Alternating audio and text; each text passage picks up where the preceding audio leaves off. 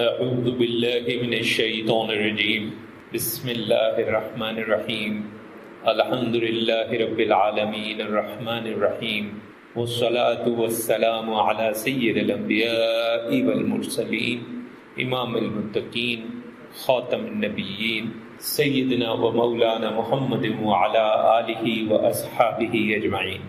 پچھلے کچھ عرصے سے ہم دیکھ رہے ہیں کہ ہمارے معاشرے میں عجیب و غریب قسم کی روحانی بیماریاں پھیل رہی ہیں۔ اس میں جو سب سے زیادہ خطرناک بیماریاں ہیں ان میں غیبت، تکبر، تہمت لگانا، طنز کرنا، مذاق اڑانا، نقل اتارنا، یہ ساری کی ساری چیزیں جو ہیں شدید قسم کے گناہ میں شمار ہوتی ہیں۔ طنز، مذاق، تمسخر، غیبت، تکبر، نقل اتارنا، غرور، احادیث مبارکہ کے مطابق یہ زمانہ جاہلیت کا وصف ہے۔ اور اگر ہم آج اپنے ارد گرد دیکھتے ہیں تو ہمیں ایسا معلوم ہوتا ہے کہ 1500 سال گزر جانے کے باوجود جیسے ہم دوبارہ زمانہ جاہلیت کی طرف چلے جا رہے ہیں۔ سب سے پہلے تو یہ دیکھا جائے کہ کس کس قسم کے مذاق ہو رہے ہیں۔ کچھ لوگ جدید معاشرے کے نام پر اللہ کا مذاق اڑاتے ہیں، استغفر اللہ، فرشتوں کا مذاق بناتے ہیں، استغفر اللہ، انبیاء کرام علیہم السلام میں سے کسی ایک یا دو شخصیات کا مذاق اڑاتے ہیں، استغفر اللہ، قرآن مجید کی آیت پر حجت کرتے ہیں، بحث کرتے ہیں، استغفر اللہ، دین میں جو فرائض ہیں، جو واجبات ہیں، ان پہ بحث کرتے ہیں، ان پہ دلائل دیتے ہیں، استغفر اللہ۔ یہ تو ایسے ہے جیسے کہ دین کے بارے میں جو اللہ نے کہا اور اللہ کے نبی صلی اللہ علیہ وسلم نے کہا اس سے خود کو اوپر سمجھنا ہے کہ اللہ نے قرآن مجید میں اگر ایک بات کہہ دی تو بجائے اس کے کہ اس کو تسلیم کریں، وہ آگے سے بحث ہم کرتے ہیں کہ یہ کیوں ہے اور کس لیے ہے۔ کچھ لوگ گستاخی میں اس حد تک چلے جاتے ہیں کہ وہ کہتے ہیں کہ جی یہ اس زمانے کی بات تھی، آج پہ یہ لاگو نہیں ہوتی۔ جب حضور صلی اللہ علیہ وسلم نے اعلان فرمایا، اللہ تبارک و تعالیٰ نے کہہ دیا کہ دین جو ہے اس کی تکمیل ہو گئی ہے، تو اس کا مطلب یہ ہے کہ اب یہ تا قیامت دین اسی طرح ہے۔ وقت کے مطابق، ضرورت کے مطابق جن معاملات میں تبدیلیاں لانے کی اجازت ہے صرف انہی میں تبدیلی آ سکتی ہے اور کسی میں تبدیلی نہیں آ سکتی۔ جو فرائض تب تھے وہ فرائض آج بھی ہیں، جو واجبات تب تھے وہ واجبات آج بھی ہیں۔ دنیا کا کوئی شخص چاہے اس کے عقیدت مند اس کو کتنا ہی بڑا اللہ کا ولی کیوں نہ سمجھتے ہوں، اگر وہ شریعت محمدی کا پابند نہیں ہے تو وہ جھوٹا ہے۔ ہمارے مشائخ علیہم الرحمہ نے یہاں تک کہا کہ اگر کوئی اڑ کر دکھائے، کوئی پانی پر چل کے دکھائے، میلا کچیلا ہو، اپنی صفائی اور پاکی کا خیال نہ رکھتا ہو اور شریعت محمدی کا پابند نہ ہو تو وہ جھوٹا ہے۔ ایسے شخص کو جو لوگ ولی سمجھتے ہیں وہ گناہ کرتے ہیں۔ ہاں، صرف مجذوبیت ایک ایسا معاملہ ہے جس پہ شرع خاموشی اختیار کرتی ہے، لیکن جہاں مجذوبیت ہے وہاں پہ پھر وہ شخص آپ کی رہنمائی نہیں کر سکتا۔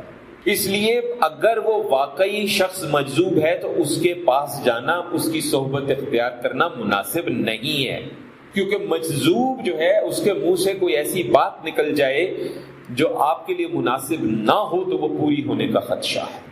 ہم ذاتی طور پہ ایسے لوگوں کو جانتے ہیں جو مجذوبوں کے پاس اٹھے بیٹھے اور ان کو ایسے مسائل پیدا ہو گئے ہیں کہ آج دنیا کا بڑے سے بڑا کوئی شخص، چاہے وہ ڈاکٹر ہے یا چاہے وہ کوئی پیر ہے، چاہے وہ کوئی مرشد ہے، چاہے وہ اللہ کا ولی ہے، وہ اس کو ان کی مدد نہیں کر پا رہا۔ اس لیے مجذوبیت سے دور رہنا چاہیے۔ ہمارے بزرگان دین علیہم الرحمہ ہمیشہ یہ کہا کرتے تھے کہ جو مجذوب ہے اس سے دور رہو، کیونکہ نہ وہ تربیت کر سکتا ہے اور نہ وہ صحیح راستے پر آپ کی رہنمائی کر سکتا ہے۔ لیکن اس کے ساتھ کسی قسم کی گستاخی نہ ہو، اس کا مذاق نہ اڑایا جائے، اس کی نقل نہ اتاری جائے۔ اس کے علاوہ کوئی صورت ایسی نہیں ہے کہ جس کے اندر اللہ کے رسول علیہم السلام، فرشتے علیہم السلام، صحابہ اکرام رضوان اللہ تعالی علیہم اجمعین، ان کے عمل، ان کے افعال، ان کے اقوال سے متصادم کوئی بات کرے وہ اللہ کا ولی نہیں ہو سکتا. اس کے لیے سچی بات ہے مومن ہونے پہ بھی سوالیہ نشان ہے. اور اگر کسی کی زبان میں گالم گلوچ ہے، بد زبانی کرتا ہے، اگر کوئی وعدہ خلافی کا عادی ہے، یہ سب، اور جھوٹ بولتا ہے، یہ سب منافقت کی نشانیاں ہیں. احادیث مبارکہ سے ثابت ہے یہ بات، اس پہ کوئی دوسری رائے نہیں ہو سکتی. اسی طرح کسی کا مذاق اڑانا جو ہے، یہ دین ہمارا اس کو بیماری سمجھتا ہے اور گناہ سمجھتا ہے. غیبت کرنا بیماری ہے، گناہ ہے. اب ہم جب کسی کو کہتے ہیں کہ جناب یہ جو آپ نے بات کی ہے غیبت ہے، وہ کہتے ہیں جناب ہم نے سچ کہا ہے، جھوٹ تو نہیں کہا. تو سمجھنا ضروری ہے کہ جو سچ ہے وہی تو غیبت ہے، جھوٹ غیبت نہیں ہوتی. جھوٹ پہ تہمت ہوتی ہے، الزام تراشی ہوتی ہے، دونوں گناہ ہیں. اب اگر بات یہ کریں کہ غیبت کس کو کہتے ہیں تو احادیث مبارکہ کو اٹھا کے دیکھیے. اگر آپ احادیث سنیں گے اور پڑھیں گے آپ کے رونگٹے کھڑے ہو جائیں گے کہ کتنی معمولی بات جو ہے غیبت میں آتی ہے، جو ہم اٹھتے بیٹھتے چلتے پھرتے کرتے ہیں. مذاق اڑانا یہ ایک طرح کی توہین ہے، اور یہ نظام قدرت ہے کہ جو شخص جو کرتا ہے وہی اس پر واپس آتا ہے. ایک ہم مثال دیتے ہیں، ہمارے ایک عزیز ساتھی جن کو ایک خاص انداز میں اپنی داڑھی کو کھجانے کی عادت تھی، تو ہمارے ایک اور دوست جو ہیں وہ اکیلے میں بیٹھ کے ان کا مذاق اڑاتے تھے اور اسی انداز میں ٹھوڑی کو اپنی کھجاتے تھے. کچھ عرصے بعد اللہ نے توفیق دی، انہوں نے بھی داڑھی رکھی الحمدللہ. لیکن اس کے بعد ہم نے دیکھا کہ وہ بھی جب بیٹھتے تھے اپنی داڑھی کو اسی طرح کھجاتے تھے جس طرح وہ صاحب کھجاتے تھے جن کا انہوں نے مذاق اڑایا ہوا تھا. تاریخ اٹھا کے دیکھ لیجئے، جہاں جہاں جس نے کسی کی نقل اتاری ہے، کسی کا مذاق اڑایا ہے، وہ چیز پلٹ کر اس پر لازمی آئی ہے اور بالکل ہو بہو اسی طرح آئی. خواجہ حسن نظامی رحمۃ اللہ علیہ کی ایک کتاب میں 2-1 ہفتہ پہلے ہی پڑھ رہا تھا، جس میں انہوں نے تذکرہ کیا کہ جب مغل شہنشاہوں کی سلطنت تباہ و برباد ہوئی تو ان کے آگے جو آل اولاد تھی ان کے ساتھ کیا ہوا. ایک ایک قصہ پڑھ کر انسان کو نظر آتا ہے کہ قدرت کیسے چیز کو واپس لوٹاتی ہے. ہم جو کرتے ہیں وہ گھوم کے ہمارے پاس واپس ضرور آتا ہے. اور یہ جو مذاق ہے یہ اصل میں سچائی سے گمراہی پیدا کرتا ہے، سچائی سے دور کرتا ہے ہمیں. حدیث شریف میں ہے کہ بے شک کوئی شخص کوئی بات کہتا ہے جس کے ذریعے وہ ساتھ بیٹھے ہوئے لوگوں کو ہنساتا ہے، تو اس کی وجہ سے وہ سریا ستارے سے بھی دور جا کر گرتا ہے. سریا برج ایک ہے، ایک جھرمٹ ہے ستاروں کا جو آسمان پہ نظر آتا ہے، اور آسمان پہ ستارے کتنی مسافت پہ ہیں. اور حدیث کہتی ہے کہ یہ جو صرف ہنسانے کی غرض سے اس طرح بات کرنے والے لوگ ہیں، اللہ تبارک و تعالیٰ ان کو اتنا دور لے جا کر گراتا ہے. عمر بن عبدالعزیز رحمۃ اللہ علیہ آپ فرمایا کرتے تھے کہ تمسخر سے بچو کیونکہ یہ حماقت ہے اور یہ بغض پیدا کرتی ہے. عبداللہ ابن عمر رضی اللہ تعالیٰ عنہ صحابی ہیں، انہوں نے رسول اللہ صلی اللہ علیہ وسلم کے سامنے ایک آدمی کا ذکر کیا کہ وہ صرف اس وقت کھاتا ہے جب اسے کھلایا جائے، اور وہ اس صورت میں حرکت کرتا ہے جب اسے حرکت میں لایا جائے. حضور صلی اللہ علیہ وسلم نے فرمایا یہ غیبت ہے. اب بظاہر سوچو کہ اس میں کوئی ایسی بات معلوم نہیں ہوتی، اس میں ایسی کون سی بات نظر آتی ہے ہمیں آج کل کے اپنے معاشرے کے اور اپنے چلن کے مطابق ہم دیکھیں کہ کسی نے اگر کہہ دیا کہ وہ اس کو کھاتا ہے جب اس کو کھلایا جاتا ہے، لیکن اللہ کے نبی نے کیا کہا صلی اللہ علیہ وسلم؟ یہ غیبت ہے. انہوں نے آگے سے کہا کہ میں نے تو صرف وہی کہا ہے اس کے بارے میں جو سچ ہے. تو حضرت صلی اللہ علیہ وسلم نے فرمایا کہ اپنے بھائی کے بارے میں برا بھلا کہنا گناہ کافی ہے. اور ایک اور روایت میں جو الفاظ آئے اس میں یہ آئے کہ جو کچھ ان کے بارے میں کہا ہے اگر وہ سچ نہ ہوتا تو یہ تو تم بہتان لگاتے ہیں. کسی کے پیٹھ پیچھے سچی بات کرنا غیبت ہے اور جھوٹی بات کرنا تہمت ہے، بہتان ہے، دونوں گناہ عظیم ہیں.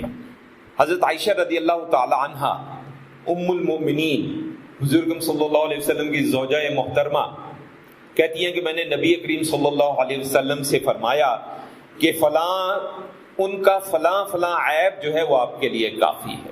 ایک اور روایت میں ہے کہ ان کے قد کے بارے میں بات ہوئی کہ چھوٹے قد کی تھی. حضور صلی اللہ علیہ وسلم نے فرمایا بے شک یہ ایسا کلمہ کہا ہے کہ اگر 7 سمندر میں ڈھال کر گھلایا جائے تو سمندر پر غالب آ جائے گا. صرف اتنا کہہ دینا تھوڑے سے طنزیہ انداز میں کہ اس کا تو قد چھوٹا ہے، اس کا قد چھوٹا ہے، جملہ اتنا طنزیہ لگتا نہیں ہے. ہمارے یہاں تو طنز کیسے کیے جاتے ہیں، ہم ان کی جگہ عجیب و غریب قسم کے الفاظ استعمال کرتے ہیں. اب بظاہر یہ جو لفظ ہے کہ جی چھوٹے قد کے حوالے سے بات ہوئی ہے، اس میں کہیں بھی کوئی ایسی برائی نظر نہیں آتی، لیکن آپ دیکھیں حضور صلی اللہ علیہ وسلم کے الفاظ، 7 سمندر اس پہ بھی یہ غالب آ جائے، اتنا بڑا گناہ ہے. ہم کیا کر رہے ہیں؟ حضرت عائشہ رضی اللہ تعالیٰ عنہ فرماتی ہیں کہ مجھے پسند نہیں کہ کسی آدمی کی نقل اتاروں چاہے اس کے عوض کتنا ہی کوئی مال کیوں نہ ملے. ذہن میں رکھیں حدیث شریف کے الفاظ ہیں کہ جو تان کرنے والا ہے، کسی پہ لعنت بھیجنے والا ہے، فحش گوئی کرنے والا ہے، بدتمیزی کرنے والا ہے، وہ مومن نہیں ہے. اور ہم گالی گلوچ ہمارے یہاں عام ہے. اب میں ایک یونیورسٹی میں پڑھاتا ہوں، بچوں کو ہم دیکھتے ہیں عام زبان میں ہنسی مذاق میں ایک دوسرے کے ساتھ ایسی ایسی غلیظ گالیاں دیتے ہیں کہ اللہ تعالیٰ معاف فرمائے انسان لرز جاتا ہے. اور اللہ کے نبی صلی اللہ علیہ وسلم نے کہا کہ وہ مومن ہی نہیں ہے. علامہ قرطبی رحمۃ اللہ علیہ نے فرمایا قرآن کی ایک آیت کے حوالے سے کہ اللہ تعالیٰ فرماتا ہے کہ جو لوگ اس پر اور اس کے رسول صلی اللہ علیہ وسلم پر ایمان رکھتے ہیں وہ دوسروں کا مذاق نہ اڑائیں. عام طور پہ کسی کو کسی دوسرے شخص کا مذاق اڑانے کی جرت نہیں کرنی چاہیے، چاہے وہ شخص حقیقت میں معذور ہو، لغو ہو، بے زبان ہی کیوں نہ ہو. یہ مذاق اڑانے والی چیزیں نہیں ہیں. کسی کی صورت میں خرابی ہے ہم اس کا مذاق اڑاتے ہیں، بڑا بدصورت ہے. استغفر اللہ. صورت آپ نے بنائی تھی یا صورت اس نے خود اپنی بنائی تھی؟ وہ صورت اس اللہ نے بنائی ہے. اس کی ہمیں کیا حق ہے کہ اللہ نے اگر اس کے اندر کوئی عیب رکھا ہے تو اس عیب کا ہم مذاق بنائیں یا اس کا طنز بنائیں؟ یہ اللہ کی گستاخی ہے، اللہ کے نبی صلی اللہ علیہ وسلم کی گستاخی ہے. صالحین جو ہے وہ اس حد تک بچنے کی کوشش کرتے تھے کہ ایک اللہ کے ولی نے، ایک بہت بڑے عالم دین نے رحمت اللہ علیہ فرمایا کہ اگر میں کسی آدمی کو بکری کو دودھ پلاتے ہوئے دیکھوں اور اس پر ہنستے ہوئے دیکھوں تو مجھے اندیشہ ہے کہ کہیں میں بھی ایسا نہ کرنے لگوں. سیدنا عبداللہ بن مسعود رضی اللہ تعالی عنہ ایک جلیل القدر صحابی ہیں، کہتے ہیں کہ مصیبت کا دار و مدار جو ہے وہ اس بات پر ہے کہ آدمی کیا کہتا ہے. اس لیے اس نے کہا کہ اگر اس نے کتے کا مذاق اڑایا ہے تو اس سے ڈر ہے کہ کہیں وہ کتا ہی نہ بنا دیا جائے. ویسے تو اللہ چاہے تو کسی بھی انسان کو اگر دیکھنے میں مطلب جسمانی طور پہ کتا بنانا چاہے اس کی قدرت میں ہے، لیکن عام اس کا مطلب کیا ہے کہ اس میں کتے جیسی خصوصیتیں پیدا ہو جائیں گی، اس میں کتے جیسی عادتیں پیدا ہو جائیں گی، اس میں کتے جیسے خصائص پیدا ہو جائیں گے. ایک کتے کا مذاق اڑانے سے منع کیا گیا ہے اور ہم گلی گلی ہنسی مذاق نقل اتارنا یہ کرتے ہیں. اسی طرح خود کو دوسروں سے برتر سمجھنا. اللہ تبارک تعالیٰ نے واضح طور پہ فرمایا ہے قرآن مجید کے اندر کہ ہلاکت ہے اس شخص کے لیے جو طعنے دیتا ہے اور عیب بیان کرتا ہے. یہ اللہ کا فرمان ہے. ابن عباس رضی اللہ تعالیٰ عنہ اس سلسلے میں کہتے ہیں کہ یہ طعنے دینے والے اور غیبت کرنے والے کے لیے بات ہو رہی ہے. ربیع بن انس رحمت اللہ علیہ کہتے ہیں کہ سامنے برا کہنا، پیٹھ پیچھے عیب بیان کرنا، یہ سب اسی کے اندر آتا ہے. مجاہد رحمت اللہ علیہ کہتے ہیں ہاتھ سے تکلیف دینا، آنکھ کے اشارے سے تکلیف دینا، زبان سے تکلیف دینا، یہ سب گناہ میں آتا ہے. قتادہ رحمت اللہ علیہ فرماتے ہیں زبان سے، آنکھ کے اشاروں سے ستانا اور چڑھانا یہ بھی گناہ میں آتا ہے. قرآن مجید میں ایک اور سورہ میں اللہ تبارک و تعالیٰ نے بڑا واضح طور پہ فرمایا اے ایمان والو تمسخر اڑایا مت کرو، نہ ایک مرد جماعت دوسرے مرد جماعت کا اور نہ عورتیں دوسری عورتوں کا. اس کا مطلب نہیں ہے کہ بندہ کہے کہ عورت مرد کا مذاق اڑا سکتی ہے اور مرد عورت کا مذاق اڑا سکتا ہے. استغفر اللہ. عیب نہ لگاؤ ایک دوسرے پہ، برے القابات سے مت پکارو ایک دوسرے کو. اور جو لوگ باز نہیں آتے وہ بے انصاف ہیں. اس کا مطلب ہے کہ وہ خود کو دین سے اوپر سمجھتے ہیں. اب یہاں پہ 2-3 باتیں ہیں اہم ہیں. یہ تو ہمیں پتہ چل گیا کہ دین ہمارا قرآن کی روشنی میں اور احادیث مبارکہ کی روشنی میں اور اقوال ائمہ کی روشنی میں ہمیں پتہ چل گیا کہ کسی قسم کی نقل اتارنا، کسی قسم کا مذاق اڑانا، چاہے وہ سچ پر مبنی ہو، وہ گناہ عظیم ہے. لیکن کیا کوئی ایسی صورت ہے کہ جس میں اس کی اجازت ہے؟ 2 صورتیں ہیں. جس میں اجازت ہے، بلکہ کسی حد تک ضروری ہو جاتا ہے۔ ایک ہمارے محدثین جب حدیث بیان کرتے ہیں اور اس کی سند بیان کرتے ہیں تو سند کے اندر جو لوگ ہیں ان کی جب چھان پھٹک کرتے ہیں تو ان کو اس میں بیان کرنا پڑتا ہے کہ یہ شخص جھوٹا ہے، یہ شخص دھوکے باز ہے، یہ شخص ایسا ہے، یہ شخص ایسا ہے، جس کی وجہ سے اس کی حدیث قبول نہیں کی جا سکتی۔ ایک تو یہ صورت ہے، لیکن اس میں بھی یہ کام ہو چکا ہے، یعنی کہ اب ہم دوبارہ شروع کر دیں۔ اور دوسری ایک اور صورت ہے، اس میں بھی احتیاط کی ضرورت ہے۔ مثلا ہم میں سے کسی کی بچی کے لیے یا بچے کے لیے نکاح کے لیے ہم کہیں جانا چاہتے ہیں رشتہ دیکھنے کے لیے، اور کوئی آپ کے اور ان کے ہمارے مشترکہ دوست ہیں، ہم ان سے کہتے ہیں جناب آپ اس گھرانے کو جانتے ہیں، ہم اپنی بچی کے لیے یا بچے کے لیے وہاں پہ جانا چاہتے ہیں، آپ کی اس بارے میں کیا رائے ہے، وہ کیسے لوگ ہیں؟ اب یہاں پہ بتانا ضروری ہو جائے گا کہ اگر وہ غلط لوگ ہیں، لیکن اس کے اندر بھی یہ نہیں ہے کہ ان کی برائیوں کی فہرست بنا دی جائے۔ مجھ سے اگر کوئی پوچھے اور کوئی ایسا خاندان ہو جو میں سمجھتا ہوں کہ مناسب نہیں ہے وہاں پہ میرے کسی عزیز کے بچے یا بچی کا رشتہ، تو میں صرف اتنا کہوں گا میرے خیال میں مناسب نہیں ہے، وہ صحیح لوگ نہیں، بس۔ اب وہ اگر کہیں نہیں جی بتائیں، اب ایک تو ہمیں چسکا بھی بہت ہے نا، پنجابی سے کہتے ہیں چس بڑی آندی ہے، اے جڑی چس ہے نا اے سیدھی سیدھی اگ جو سٹے گی جا کے، جہنم کے گڑھوں میں سے ایک گڑھا یہ چس ہمیں دے گی۔ ہماری منافقت کا حال یہ ہے، حضور اکرم صلی اللہ علیہ وسلم کی عزت کی بات ہو، ان کی آبرو کی بات ہو، ان کی ناموس کی بات ہو تو ہمیں طائف یاد آتا ہے، اور ہمیں یاد آتا ہے کہ نہیں جی دین جو ہے اسلام ہمیں تو وہ جناب رواداری سکھاتا ہے، اور ہمارے والدین میں سے کسی کے بارے میں کوئی بات کر لے، ہمارے محبوب اساتذہ میں سے کسی کے بارے میں کوئی بات کر لے، ہمارے پسندیدہ لیڈر کے بارے میں کوئی بات کر لے، ہم مرنے مارنے پہ تل جاتے ہیں، گالیوں پہ اتر آتے ہیں۔ کیوں؟ وہاں پہ طائف آپ کو یاد کیوں نہیں آتا؟ اس کا مطلب آپ کے ماں باپ، آپ کے اساتذہ، آپ کے لیڈر، آپ ان کو نبی کریم صلی اللہ علیہ وسلم کی عزت سے زیادہ اوپر سمجھتے ہیں؟ استغفر اللہ۔ یہ ہم نے اپنا معاشرہ بنا دیا ہے، جو سمجھنے کی ضرورت ہے۔ حدیث شریف میں ہے حضور صلی اللہ علیہ وسلم نے فرمایا کہ کوئی مومن نہیں ہو سکتا جب تک میں اس کو ہر چیز سے زیادہ محبوب نہ ہو جاؤں، اس کے ماں باپ، اس کے بہن بھائی، اس کے عزیزوں کا ہر چیز، معلوم ہوتا ہر چیز سے زیادہ عزیز۔ ہمارے لیے کون سی ہستی ہونی چاہیے؟ حضور اکرم صلی اللہ علیہ وسلم کی ہستی ہونی چاہیے۔ ان کی ناموس کی بات آتی ہے تو ہمیں پھر بہانے نظر آتے ہیں، نہیں جی ہماری یونیورسٹیوں میں چلے جائیں بچے کیا کہتے ہیں پیشنس کی کمی ہے جی، عدم برداشت ہے۔ آپ کے بھائی کے بارے میں کوئی بات کرے تو پھر عدم برداشت کیوں ہے جی؟ نبی کریم صلی اللہ علیہ وسلم کی بات ہو جائے تو عدم برداشت ہے۔ ہمارا معاشرہ منافقت میں سر سے پاؤں تک ڈوبا نظر آتا ہے۔ ہمارے لیے بہت ضروری ہے کہ ہم ان باتوں کو سمجھیں اور اپنی اصلاح کرنے کی کوشش کریں، اس زبان کو قابو میں رکھیں۔ کسی کے غلط ہونے کو بتانے کے لیے گالم گلوچ اور گھٹیا قسم کے الفاظ استعمال کرنا ضروری نہیں ہوتا، اس کے بغیر بھی بات کی جا سکتی ہے۔ آپ کسی کے عقیدت مند ہیں، آپ اس کی اچھائیاں بیان کر رہے ہیں، بہت اچھی بات ہے۔ اگر کسی کو اختلاف ہے، وہ اپنے جس کا وہ عقیدت مند ہے وہ اس کی اچھائیاں بیان کر دیتا، بس ٹھیک ہے۔ اب کیا اس کا مطلب ہے کہ ہم آپس میں پھر شروع ہو جائیں؟ ایسی ہر چیز جس میں بھائی بھائی کا گریبان پکڑے، دوست دوست کا گریبان پکڑے، اگر وہ دین اسلام نہیں ہے تو وہ شیطان ہے۔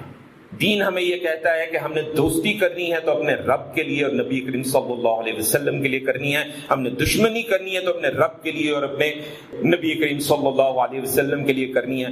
اخلاق، زبان، ادب، ہمارے ائمہ کا تو ادب کا یہ حال تھا کہ امام مالک رحمۃ اللہ علیہ کے ایک شاگرد سے کسی نے پوچھا کہ آپ نے امام مالک سے کیا سیکھا؟